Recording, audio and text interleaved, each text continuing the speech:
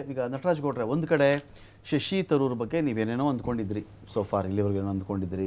ಶಶಿ ತರೂರ್ ಹೆಸರು ನಿಮ್ಮ ಪಟ್ಟಿಲೇ ಇರಲಿಲ್ಲ. ಈಗ ಸರ್ಕಾರದ ಕಡೆ ಒಂದು ನಿಯೋಗವನ್ನು ಕಳಿಸ್ಕೊಡ್ತಾ ಇದ್ದಾರೆ. ನಿಯೋಗದಲ್ಲಿ ನೀವು ಕಳಿಸ್ಕೊಟ್ಟಿದ್ದು ಯಾವ ಹೆಸರು ಇಲ್ಲ. ತರೂರ್ ಹೆಸರಿದೆ, ಈ ಕಡೆ ಸುಪ್ರಿಯಾ ಅವ್ರದ್ದೆಲ್ಲ ಹೆಸರಿದೆ. ಸುಪ್ರಿಯಾ ಏನೋ ಸಂಸದ ರತ್ನ ಆ ಥರದ್ದೇನೋ ಪ್ರಶಸ್ತಿಗೆ ಆಯ್ಕೆ ಆಗಿರಬೇಕು. ಯಾರ್ಯಾರು ಸದನದಲ್ಲಿ ಜೋರಾಗಿ ಬಿ ಜೆ ಪಿಗೆ ಟಾಂಟ್ ಕೊಡ್ತಾ ಇದ್ರು ಒಂದು ಕಾಲಕ್ಕೆ, ಇವತ್ತು ಅವರೆಲ್ಲ ನಿಯೋಗದಲ್ಲಿದ್ದಾರೆ ಹೆಚ್ಚು ಕಡಿಮೆ ಅಂತ. ಒಳ್ಳೇದು, ಯಾಕಂದರೆ ಎಲ್ಲರೂ ಒಳ್ಳೊಳ್ಳೆ ವಾಕ್ಪಟುಗಳು, ಒಳ್ಳೊಳ್ಳೆ ಇವರು. ಅವ್ರು ನೋಡಿ ಅಂಥವನ್ನೇ ಸೆಲೆಕ್ಟ್ ಮಾಡ್ಕೊಂಡಿದ್ದಾರೆ ಅವರು. ಯಾಕೆಂದರೆ ವಾಜಪೇಯಿ ಅವ್ರ ಬಗ್ಗೆ ಒಂದು ಅದ್ಭುತವಾದಂಥ ಒಂದು ಮಾತಿತ್ತು. ಹೌದು, ಒಬ್ಬರು ಹಿಂದೆ ಒಬ್ಬರನ್ನ ವಾಜಪೇಯಿಗೆ ಸಮಸ್ಯೆ ಬಂದಿದ್ದ ಕಾಲದಲ್ಲೂ ಕೂಡ ಒಬ್ಬರು ರಾಜೀವ್ ಗಾಂಧಿ ಅಂತ ಅವ್ರನ್ನ ನಿಯೋಗಕ್ಕೆ ಸೇರಿಸಿ ಅಮೆರಿಕ ಕಳಿಸಿದ್ರು ಅಂತ. ಅದೇ ಖರ್ಚಲ್ಲಿ ಒಂದು ಆಪರೇಷನ್ ಕೂಡ ಅವ್ರಿಗೆ ಆಗಲಿ ಅಂತೆಲ್ಲ ಮಾಡಿದ್ರು ಅಂತ ನಾವು ಕೇಳ್ಪಟ್ಟಿದ್ದೀವಿ. ಹಾಗೆ ಯಾರ್ಯಾರು ಬಿಜೆಪಿಗೆ ಸರಿಯಾಗಿ ಅಲ್ಲಿ ಕ್ವಶನ್ ಕೇಳ್ತಾ ಇದ್ರು ಅಷ್ಟು ಜನ ನಿಯೋಗದಲ್ಲೇ ಇದ್ದಾರೆ ಇವತ್ತಿಗೆ ಅಂತ ಹೇಳಿ. ಪಾಪ ನೀವು ಕಳಿಸಿದ ಲಿಸ್ಟ್ ಯಾಕೆ ಈ ಥರ ಆಗಲಿಲ್ಲ? ಕೇಂದ್ರ ಸರ್ಕಾರ ತಗೋಬೇಕಾಗಿತ್ತು. ಈಗ ಶಶಿ ತರೂರ್ನ ಸೇರಿಸ್ಕೊಂಡದ್ದು ಒಳ್ಳೆ ವಿಷಯ, ಅದು ಒಳ್ಳೆ ಬೆಳವಣಿಗೆ. ಅದರಲ್ಲಿ ತಪ್ಪು ಹೆಸರಾಗಿ ಬರಲಿಲ್ಲ. ನೀವು ಒಳ್ಳೆ ವಿಷಯ ಆಗಿರೋದು ಒಳ್ಳೆಯವ್ರು ಬೇಡ ನಿಮಗೆ. ನಮ್ಮಲ್ಲಿ ನಾವು ಇನ್ನೂ ಒಳ್ಳೆಯವ್ರನ್ನೂ ಹಾಕಿದ್ವಿ. ಅದರಲ್ಲಿ ನಮ್ಮವ್ರಿಗೆ ತರೂರ್ಗಿಂತ ಒಳ್ಳೆಯವ್ರನ್ನ ಹಾಕಿದ್ರ ನೀವು. ನಮ್ಮಲ್ಲಿ ನೋಡಿ ಇದೇನು ಗೊತ್ತಾ, ಇದರಲ್ಲಿ ಹೋಗಿ ಅವ್ರು ಭಾಷಣ ಕೊಡಬೇಕಾದ್ದಲ್ಲ. ಇದು ತರೂರ್ ಅವ್ರು ಹೋಗಿ ಅದರಲ್ಲಿ ಭಾಷಣ ಕೊಡಬೇಕಾದಿಲ್ಲ. ಅದು ಮೇಧಾವಿ, ಅದರೊಳಗೆ ಏನು ಎರಡನೇ ಮಾತು ಬೇಡ. ಅವರು ಒಳ್ಳೆ ಇಂಗ್ಲೀಷ್ ಚೆನ್ನಾಗಿ, ಲಿಟ್ರೇಚರ್ ಚೆನ್ನಾಗಿದೆ. ಬಿಜೆಪಿ ಸ್ವಲ್ಪ ಅಕ್ಷರ ಸೇರಿಸಿ ಒಂದೊಂದು ಪದ ಬರ್ತಿದ್ರು ಒಂದಿನ.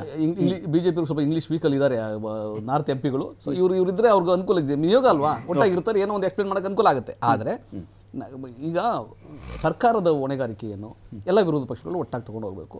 ಆಮೇಲೆ ಇವ್ರಿಗೆ ಸರ್ಕಾರನೇ ಮನವಿ ಮಾಡಿ ನೀವು ಒಂದು ಲಿಸ್ಟನ್ನು ಕೊಡಿ ಅಂತ ಹೇಳಿ ಎಲ್ಲ ಪಕ್ಷದವ್ರಿಗೂ ಕೇಳಿದ್ದಾರೆ. ನಾವು ಕೊಟ್ಟಿದ್ದನ್ನು ಆಯ್ಕೆ ಮಾಡ್ಕೋಬೇಕಾದ್ದು ಅವ್ರ ಹೊಣೆಗಾರಿಕೆ ಇತ್ತು. ಅದು ಬಿಟ್ಟು ಸ್ವಲ್ಪ ಕೇಳಿ ಅವ್ರು ಇಷ್ಟ ಬಂದಿದೆ ಮಾಡ್ಕೊಳ್ಳೋದಾದರೆ ಕೇಳೋದ ಅಗತ್ಯ ಇರಲ್ಲ ಅಂತ ಆ ಥರ ಅನಿಸುತ್ತೆ. ಆದರೆ ಒಳ್ಳೆ ಬೆಳವಣಿಗೆ, ಏನು ತೊಂದರೆ ಇಲ್ಲ. ನಿಯೋಗ ಹೋಗುವಂಥದ್ದು, ಮಾಡಿರುವಂಥದ್ದು, ಎಲ್ಲ ಪಕ್ಷಗಳನ್ನ ಒಟ್ಟಾಗಿ ತೊಗೊಂಡು ಹೋಗುವಂಥದ್ದು ಸರ್ಕಾರ ಈ ಒಂದು ಹೊಣೆಗಾರಿಕೆಯನ್ನು ಇದೊಂದು ತೋರಿಸಿದೆ. ಆದರೆ ಇನ್ನೂ ಒಂದು ಹೊಣೆಗಾರಿಕೆ ಅವ್ರು ಮಾಡಬೇಕಾಗಿದ್ದೇನೆಂದರೆ ವಿಶೇಷ ಸದನವನ್ನು ಕರೆಬೇಕಾಗಿತ್ತು. ವಿದೇಶ ಅಧಿವೇಶನವನ್ನು ಕರೆದಿದ್ರೆ ಹೆಂಗಿದ್ರೆ ಮಳೆಗಾಲ ಶುರುವಾಗುತ್ತಲ್ಲ ಈಗ ಗೌಡ್ರೆ. ಅದು ಸರಿ. ಇದನ್ನೇನು ಗೊತ್ತಾ, 3 ದಿನದ ವಿಶೇಷ ಅಧಿವೇಶನ ಕರೆದು ಅಥವಾ 5 ದಿನದ ವಿಶೇಷ ಅಧಿವೇಶನ ಕರೆದು, ಯಾಕಂದರೆ ರಾಷ್ಟ್ರೀಯ ಭದ್ರತೆಯ ವಿಷಯ ಇದು. ನಾವು ಪಾಕಿಸ್ತಾನದ ಮೇಲೆ ಯುದ್ಧಕ್ಕೆ ಹೋಗಿದ್ದಂಥ ವಿಷಯ ಇದು. ಇದರೊಳಗೆ ಇಡೀ ದೇಶದ ಆರ್ಥಿಕತೆ ನಿಂತಿರ್ತದೆ, ಇಡೀ ದೇಶದ ಭವಿಷ್ಯ ನಿಂತಿರ್ತದೆ, ಇಡೀ ದೇಶ ಒಟ್ಟಾಗಿದ್ದೀವಿ ಅಂತ ಹೇಳಿದ್ದೀವಿ. ಏನಾಯಿತು, ಏನಾಗಬಾರದು ಮುಂದಕ್ಕೆ, ನಾವೆಲ್ಲ ಒಟ್ಟಾಗಿ. ಅಧಿಕಾರವನ್ನ ಬಿಟ್ಟ ಕಾಲದ ಸಾಮಾಜಿಕ ಮಾಧ್ಯಮಗಳ ಕಾರ್ಯವೈಖರಿಗೂ ನೀವು ಅಧಿಕಾರದಲ್ಲಿ ಇದ್ದಂಥ, ಅಂದರೆ ಈಗ ಆ ನಂತರದಲ್ಲಿ 11-12ನೇ ವರ್ಷ ನಡೀತಾ ಇದೆಯಲ್ಲ, ಈ ಕಾಲದ ಸಾಮಾಜಿಕ ಮಾಧ್ಯಮಗಳು, ಇನ್ಫ್ಲೂಯೆನ್ಸರ್ಸು, ವ್ಯೂಸು ಇವುಗಳಿಗೂ ಅಥವಾ ಇದರಿಗೆ ಬೇಹುಗಾರಿಕೆಗೆ ಇದು ಏನೋ ವಿಷಯ ಬರ್ತಾ ಇದೆ. ಅಜಗಜಾಂತರ ವ್ಯತ್ಯಾಸ ಇಲ್ವಾ ಗೌಡ್ರೆ? ಖಂಡಿತವಾಗಿ. ನೋಡಿ, ಈಗ 2009ರಿಂದ 2014ರವರೆಗೆ ಆಗ ತಾನೇ ಈ ಫೇಸ್ಬುಕ್, ನಾವು ಅವಾಗೆಲ್ಲ ಆರ್ಕುಟಿಂದ ಬಂದ್ವಿ. ನಾವೆಲ್ಲ 11 ಕೋಟಿ ವೋಟರ್ಸ್ ಅವರೇ ಇದ್ರು ಅಂತ. ಆರ್ಕುಟಿಂದ ನಾವು ಈಚೆಗೆ ಬಂದಂಥವ್ರು. ಆ ಟೈಮಲ್ಲಿ ಫೇಸ್ಬುಕ್, ವಾಟ್ಸಪ್ ತುಂಬ ಅತ್ಯಂತ ಹೆಚ್ಚಾಗಿ ಉಪಯೋಗಿಸ್ಕೊಂಡು ಬಿಜೆಪಿನೇ ಅತ್ಯಂತ ಜಾಸ್ತಿ ಉಪಯೋಗಿಸ್ಕೊಂಡಿದ್ದು. ನಿಮ್ಗೆ ಗೊತ್ತಿರಬೇಕು, ಶಾಂಘೈ ಫೋಟೋ ತಗೊಂಬಂದಿದ್ದು, ಅಹಮದಾಬಾದ್ ಫೋಟೋ ನೋಡಿ, ಇಲ್ಲಿ ಎಷ್ಟು ಚೆನ್ನಾಗಿ ಬೆಳವಣಿಗೆ ಆಗಿದೆ, ಎಷ್ಟು ಚೆನ್ನಾಗಿ ರೈಲ್ವೆ ಪ್ಲಾಟ್ಫಾರ್ಮ್ ಆಗಿದೆ, ಎಷ್ಟು ಚೆನ್ನಾಗಿ ಏರ್ಪೋರ್ಟ್ ಇದೆ ಅಂತ ತೋರಿಸ್ತಾ ಇದ್ರಲ್ಲ. ಆ ಥರ ಎಲ್ಲ ಉಪಯೋಗಿಸಿದ್ರು ಅವಾಗ. ಫೋಟೋಶಾಪ್ ಎಲ್ಲ ಚೆನ್ನಾಗಿ ಉಪಯೋಗಿಸಿದ್ರು. ಇದು ಇನ್ನೂ ಅಡ್ವಾನ್ಸ್ಡ್. ಈಗ AI ಟೆಕ್ನಾಲಜಿ, ಇನ್ನು ಅನದರ್ 10 years ನೋಡಿ, ಫುಲ್ AI ಟೆಕ್ನಾಲಜಿ. ರಮಾಕಾಂತ್ ಇಲ್ಲಿ ಕೂತಿರ್ತಾರೆ, ಅಲ್ಲೆಲ್ಲ ಯೂಟ್ಯೂಬಲ್ಲಿ ಲೈವ್ ಆಗ್ತಾ ಇರ್ತಾರೆ ರಮಾಕಾಂತ್. ಇದಂಗೆ ಸಾಧ್ಯ? ಅದು AI ಟೆಕ್ನಾಲಜಿ.